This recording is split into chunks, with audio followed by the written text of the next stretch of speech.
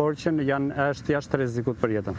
E kuptoj, ky është të paktën lajmi i mirë. Po djali i saj, djali i 60 vjeçare si Suzana Mërnicës, si e ti? Jo, djali fatmirësisht nuk ka marrë dëmtime, edhe gjatë rënies së motomjetit nuk është se ka marrë dëmtime, është pak i traumatizuar nga ato informacione që ne kemi, edhe vetë ajo çka i pa, gjuajtja nga makina drejt tij dhe nënës tij e ka lënë pak, po themi, në gjendje të shokuar djali, megjithëse aktualisht është në gjendje të mirë, pasi ka marrë ato ndihmën e parë mjekësore, me vjell djali është jashtë, ndodhet në ambientet e banesës tij. E kuptoj, a janë tashmë ata nën kujdesin e policisë për mbrojtje, për shkak edhe të këtij atentati që ka ndodhur Grisel, dim gjë? Jo, nuk është se kemi informacion për këtë, Flori. Ajo çfarë kemi informacion të saktë është që policia po vijon ka shtruar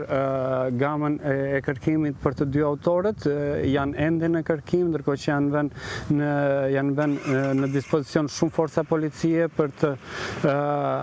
të bërë dhe ndjekjen dhe zbardhjen e plot situatës. Aktualisht e flasim në vendngjarje, nuk ka më asnjë forcë policie, asnjë makinë policie, ndërkohë që dhe gjitha gjurmët apo dhe shiriti i rrethues i vendngjarjes është larguar, ndërkohë që vijon kërkimi për autorët edhe më tej se kaq, deri tani që flasim ende nuk ka detaj. Mirë, do shohim se çfarë do të ndodhë në vazhdim, Grisel. Megjithatë do të falenderoj që ishe po aty ku ka ndodhur në fakt edhe skena e krimit, ishim në momente në kohë reale, momentin kur karotreci po merrte edhe motorcikletën me cilin ka qenë duke udhëtuar Suzana Mërnica së bashku me djalin e saj,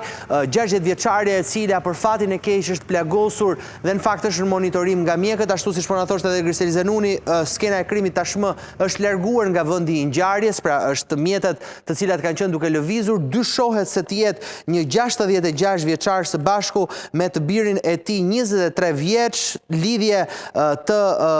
personat pra të cilët janë sulmuar ose janë goditur apo ka patur atentat ditën e sotme kanë qenë dyshohet të kenë lidhje familjare, fisnore me Azgan Mërnicën, i cili ka qelluar përpara një viti mbi policin nga Fieri Novruz Cenalia. Kështu që edhe personat të dyshuar janë të familjes Cenalia. Unë do shkëputem në këtë moment për të shkuar pas pak tek personi i cili i forti, nëse do ta quaja kështu, që mban Luanin në shtëpi dhe duket se e ka izoluar atë. Megjithatë, çfarë ka ndodhur konkretisht? Kjo ka qenë një pyetje për cilën është shpërndar edhe një video ku e ka kafshuar Luani në qafë personin në fjalë dhe dikush tjetër ka ndërhyrë. Por nga ana tjetër, kemi Greqinë e cila është penalizuar nga greva 24 orëshe e punëtorëve, pezullohen fluturime, kemi lëvizje të anijeve, çfarë po ndodh gjithashtu edhe me Greqinë dhe do të kemi edhe situatën e Trumpit pas pak, po pas publicitetit do ju sqaroj se cila pjesë do të jetë.